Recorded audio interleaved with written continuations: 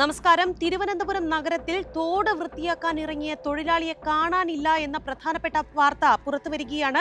Railway സ്റ്റേഷന് സമീപത്ത് ആമയിഴഞ്ചൻ തോട് വൃത്തിയാക്കാൻ ഇറങ്ങിയ നഗരസഭയുടെ താൽക്കാലിക ജീവനക്കാരൻ ജോയിയെയാണ് കാണാതെയായിരിക്കുന്നത്. ഇന്ന് രാവിലെയോടുകൂടി 3 പേരടങ്ങുന്ന സംഘം തോട് വൃത്തിയാക്കാൻ ഇറങ്ങിയതാണ്. എന്നാൽ അദ്ദേഹം ഒഴുക്കിൽപ്പെട്ടു എന്ന വിവരമാണ് പുറത്തുവരുന്നത്.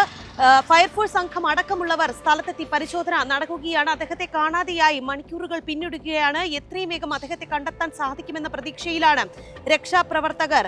റെയിൽവേ ഉദ്യോഗസ്ഥരുടെ നിർദ്ദേശപ്രകാരമായിരുന്നു ജോയ് തോട് വൃത്തിയാക്കാൻ ഇറങ്ങിയത്. പ്ലാസ്റ്റിക് അടക്കം ധാരാളം മാലിന്യങ്ങൾ കൂടിക്കിടക്കുന്ന സാഹചര്യത്തിലാണ് ഇദ്ദേഹത്തെ കണ്ടെത്താൻ സാധിക്കാത്തത്. എന്തായാലും 1 മണിക്കൂർ ഇദ്ദേഹത്തിന്റെ രക്ഷാപ്രവർത്തനം പിന്നിടുകയാണ്. തൊഴിലാളിയെ ഇനിയും കണ്ടെത്താനായിട്ടില്ല എന്നത് സങ്കടകരം തന്നെയാണ്. തിരുവനന്തപുരം മേയർ ആര്യ രാജേന്ദ്രൻ അടക്കമുള്ളവർ സ്ഥലത്തുണ്ട്. മഴ കനത്തതാണ് ജോയ് ഒഴുക്കിൽപ്പെടാൻ കാരണമെന്നാണ് അറിയാൻ സാധിക്കുന്നത്. മഴ പെയ്തപ്പോൾ ജോയിയോട് കരയ്ക്ക് കയറാൻ ആവശ്യപ്പെട്ടിരുന്നുവെന്ന് ഒപ്പമുണ്ടായിരുന്ന വ്യക്തി പറയുന്നുണ്ട്.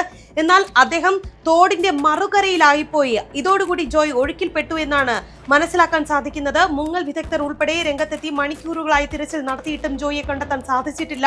റെയിൽവേ ലൈൻ ക്രോസ് ചെയ്തു പോകുന്ന ഭാഗത്ത് മാലിന്യങ്ങൾക്കടിയിലൂടെ ഊളിയിട്ട് തിരച്ചിൽ നടത്തുക എന്നത് ദുഷ്കരമാണ്.